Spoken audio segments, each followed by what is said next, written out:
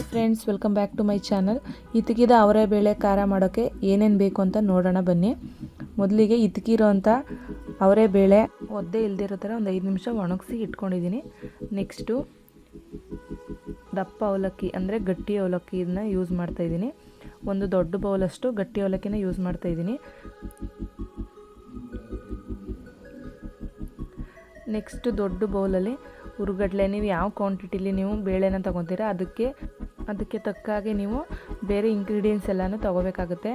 ನಾನು ಕಡಲೆ ಬೀಜ ಒಂದು ಬೌಲಷ್ಟು, ದೊಡ್ಡ ಬೌಲಷ್ಟು, ಮತ್ತು ಒಂದು 15 ಒಣಮೆಣ್ಸಿಕಾಯಿ ಮತ್ತು ಕರಿಬೇವು, ಹಸಿ ಕರಿಬೇವಿನ ಸೊಪ್ಪನ್ನ ಯೂಸ್ ಮಾಡ್ತಾಯಿದ್ದೀನಿ.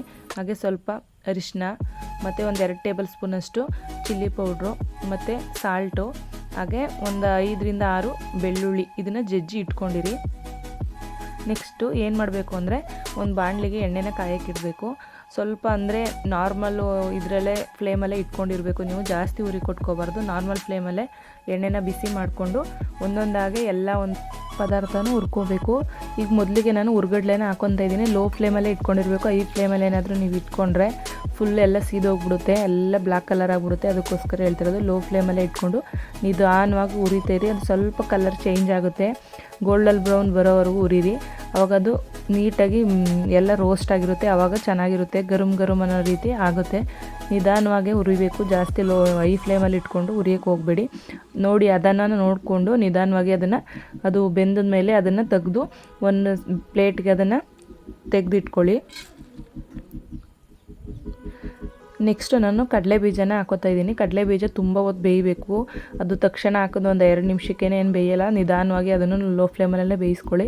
ಒಂದು 10 ನಿಮಿಷ ಹಿಡಿಯುತ್ತೆ ಕಡಲೆ ಬೀಜ ಬೇಯೋಕ್ಕೆ. ಅಂದರೆ ಒಳಗಡೆ ಎಲ್ಲ ಹಸಿ ಇರುತ್ತಲ್ಲ, ಅದೆಲ್ಲ ಹೋಗಿ ಅದು ನೀನು ಗರಂ ಅನ್ನೋ ರೀತಿ ಆಗಬೇಕು. ಅದಕ್ಕೋಸ್ಕರ ನಿಧಾನವಾಗಿ ಕಡಲೆ ಬೀಜನೂ ಹುರ್ಕೊಂಡು ಅದನ್ನು ಮತ್ತೆ ಅದೇ ಪ್ಲೇಟ್ಗೆ ಹಾಕ್ಕೊಳ್ಳಿ.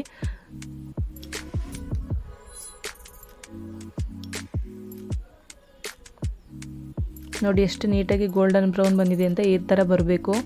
ಅಲ್ಲಿವರೆಗೂ ಅದನ್ನು ನೀವು ಹುರ್ಕೋಬೇಕು. ಗರಂ ಅಂತ ಸೌಂಡ್ ಬರುತ್ತೆ ಅದು ಹಾಕುವಾಗ. ಆ ರೀತಿ ನೀವು ಹುರ್ಕೊಳ್ಳಿ. ಎಲ್ಲ ಪದಾರ್ಥನೂ ಇದೇ ರೀತಿ ಹುರ್ಕೋಬೇಕು.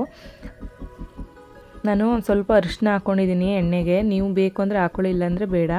ನೆಕ್ಸ್ಟ್ ನಾನು ಅವಲಕ್ಕಿನ ಹಾಕ್ಕೊತಾ ಇದ್ದೀನಿ. ಅವಲಕ್ಕಿನ ಸ್ವಲ್ಪನೇ ಹಾಕ್ಕೊಳ್ಳಿ. ಏನಕ್ಕಂದ್ರೆ ಮೇಲ್ಗಡೆ ಉಬ್ಬು ಬಂದುಬಿಡುತ್ತೆ, ಅದಕ್ಕೋಸ್ಕರ ಹೇಳ್ತಿರೋದು. ಸ್ವಲ್ಪನೇ ಅವಲಕ್ಕಿನ ನೀಟಾಗಿ ಹಾಕ್ಕೊಂಡು ಲೋ ಫ್ಲೇಮಲ್ಲೇ ಇದನ್ನು ಹುರ್ಕೊಬೇಕು ನೀವು. ಆವಾಗ ನೋಡಿ ಅದು ದಪ್ಪಕ್ಕೆ ಪೂರಿ ಥರ ಉಬ್ಬುತ್ತೆ. ಆವಾಗ ನೀವು ಅದನ್ನು ತೆಗೆದು ಬೇರೆ ಒಂದು ಪಾತ್ರೆಗೆ ಹಾಕ್ಕೊಳ್ಳಿ. ಅದ್ರ ಜೊತೆಗೇ ಹಾಕ್ಕೊಳ್ಳಿ. ಮೊದಲೆಲ್ಲ ಯಾವ್ಯಾವ ಪದಾರ್ಥಗಳನ್ನ ಹಾಕ್ಕೊಂಡಿರ್ತೀರ ಅದ್ರ ಜೊತೆಗೇ ಅದನ್ನು ನಿಧಾನವಾಗಿ ಹಂತವಾಗಿ ಸ್ವಲ್ಪನೇ ಹುರಿದು ಅದನ್ನು ತೆಗೆದಿಟ್ಕೊಳ್ಳಿ. ನೆಕ್ಸ್ಟ್ ನಾನು ಅವರೇ ಬೇಳೆನ ತೊಗೊಂಡಿದ್ದೀನಿ. ಇದನ್ನು ಸ್ವಲ್ಪ ನಿಧಾನಕ್ಕೆ ಉರಿಬೇಕು. ಅಂದರೆ ಇದು ಟೈಮ್ ಜಾಸ್ತಿ ತೊಗೊಳುತ್ತೆ ಉರಿಯೋಕ್ಕೆ. ಇದನ್ನು ಸ್ವಲ್ಪನೇ ಹಾಕ್ಕೊಂಡು ಲೋ ಫ್ಲೇಮಲ್ಲೇ ಇದನ್ನು ನಿಧಾನವಾಗಿ ಹುರ್ಕೊಳ್ಳಿ. ಅದನ್ನು ಗರಂ ಅನ್ನೋ ರೀತಿ ಆಗಬೇಕು. ಫುಲ್ಲು ಕಾಳೆಲ್ಲ ನೀಟಾಗಿ ಬೆಂದಿರಬೇಕು, ಹಸಿ ಎಲ್ಲ ಇರಬಾರ್ದು. ಅದಕ್ಕೋಸ್ಕರ ಹೇಳ್ತಿರೋದು. ನಿಧಾನವಾಗಿ ಅದನ್ನು ಹುರ್ಕೊಂಡು ಮತ್ತು ಅದನ್ನು ಪ್ಲೇಟ್ಗೆ ನೀವು ಪಲ್ಟೈಸ್ಕೊಬೇಕಾಗುತ್ತೆ. ಸ್ವಲ್ಪನೇ ಹುರ್ಕೊಂಡು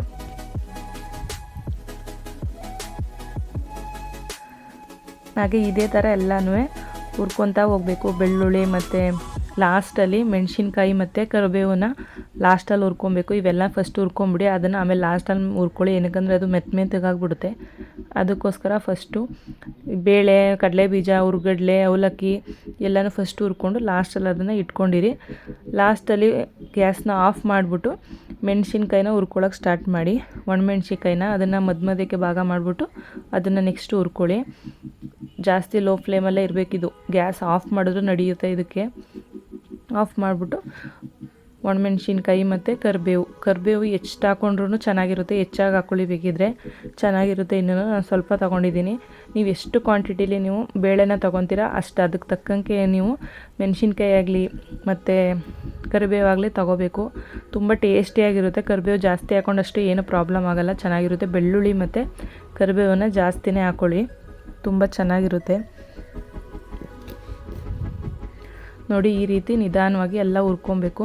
ನೋಡಿ ಕಲರ್ ಚೇಂಜ್ ಆಗಿದೆ. ಅದು ಎಲ್ಲ ಮೆತ್ತಗಿರೋದೆಲ್ಲ ಫುಲ್ಲು ಗರಂ ಅನ್ನೋ ರೀತಿ ಆಗಿದೆ. ಮತ್ತು ಅದನ್ನು ಅದ್ರ ಜೊತೆಗೆ ಮಿಕ್ಸ್ ಮಾಡ್ಕೊಳ್ಳಿ. ಇವಾಗಲೇ ಅದ್ರ ಜೊತೆಗೆ ಹಾಕ್ಕೊಳ್ಳಿ. ಏನಿಲ್ಲ, ಬೇರೆ ಹಾಕ್ಕೋಬೇಕು ಅಂತೇನಿಲ್ಲ, ಎಲ್ಲ ಒಟ್ಟಿಗೆ ಹಾಕ್ಕೋಬೋದು. ನೋಡಿ ಫುಲ್ಲು ರೋಸ್ಟ್ ಆಗಿದೆ.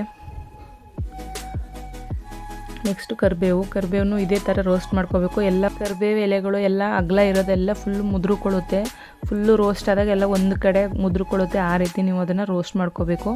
Gas off ಮಾಡಿಬಿಟ್ಟಿರಿ. ಆಫ್ ಮಾಡಿಕೊಂಡೆ ಇದನ್ನು ಎಣ್ಣೆ ಕಾವಲ್ಲಿ ಇರುತ್ತಲ್ಲ ಅದೇ ಕಾವಲ್ಲೇ ನೀವು ಇದನ್ನು ಕರಿಬೇವನ್ನು ಕೂಡ ರೋಸ್ಟ್ ಮಾಡ್ಕೊಳ್ಳಿ. ನಾನು ಇದೇ ರೀತಿ ಎಲ್ಲನೂ ರೋಸ್ಟ್ ಮಾಡ್ಕೊತೀನಿ. ನೆಕ್ಸ್ಟು ನಾನು ಎಲ್ಲನೂ ಒಂದು ಪ್ಲೇಟ್ಗೆ ಹಾಕ್ಕೊತೀನಿ.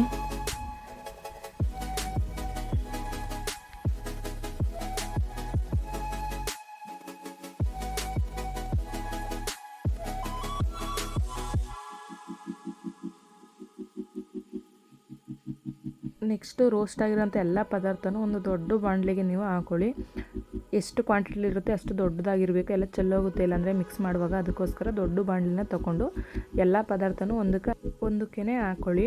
ನೆಕ್ಸ್ಟು 1 ಟೇಬಲ್ ಸ್ಪೂನಷ್ಟು ನಾನು ಅರಿಶಿನ ಯೂಸ್ ಮಾಡ್ತಿದ್ದೀನಿ. ಅರಿಶಿನ ಹಾಕ್ಕೊಳ್ಳಿ 1 ಟೇಬಲ್ ಸ್ಪೂನಷ್ಟು. ನೆಕ್ಸ್ಟು 2 ಟೇಬಲ್ ಸ್ಪೂನಷ್ಟು ಚಿಲ್ಲಿ ಪೌಡ್ರನ್ನ ಆ್ಯಡ್ ಮಾಡ್ಕೊತಾ ಇದ್ದೀನಿ. ನಿಮ್ಗೆ ಎಷ್ಟು ಖಾರ ಅವಶ್ಯಕತೆ ಇದೆ ಅಷ್ಟು ನೀವು ಹಾಕ್ಕೊಬೋದು.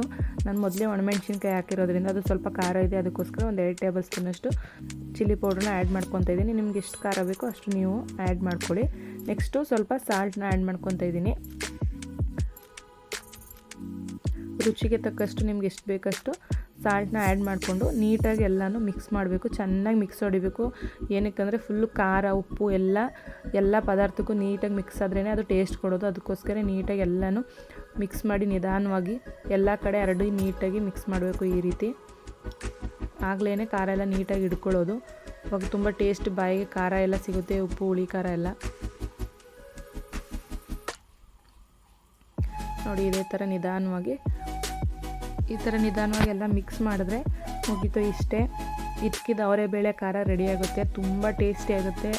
ಅದಂತೂ ಇದು ಸೀಸನ್ ಬಂದಾಗಂತೂ ಇದನ್ನು ಹೆಚ್ಚಾಗಿ ಎಲ್ಲರೂ ಮಾಡ್ಕೊಂಡು ಇಟ್ಕೊತಾರೆ. ದೊಡ್ಡ ಡಬ್ಬದಲ್ಲಿ ಮಾಡಿ ಇಟ್ಕೊಂಡ್ಬಿಡ್ತಾರೆ. ನಮ್ಮ ಮನೇಲೂ ಅಷ್ಟೇ ನಾವು ಜಾಸ್ತಿ ಮಾಡಿ ಇಟ್ಕೊತೀವಿ. ತುಂಬ ಟೇಸ್ಟಿಯಾಗಿರುತ್ತೆ. ಬೇಜಾರಾದಾಗೆಲ್ಲ ಸ್ನ್ಯಾಕ್ಸ್ ರೀತಿ ಸಂಜೆ ಟೀ ಟೈಮಲ್ಲಿ ಯೂಸ್ ಮಾಡ್ಕೊಂಡು ತಿನ್ಬೋದು. ಸೂಪರಾಗಿರುತ್ತೆ. ಈ ವಿಡಿಯೋ ನಿಮ್ಗೆ ಇಷ್ಟ ಆಗಿದೆ ಪ್ಲೀಸ್ ಲೈಕ್ ಮಾಡಿ, ಶೇರ್ ಮಾಡಿ ಮತ್ತು ಕಮೆಂಟ್ ಮಾಡಿ ಫ್ರೆಂಡ್ಸ್.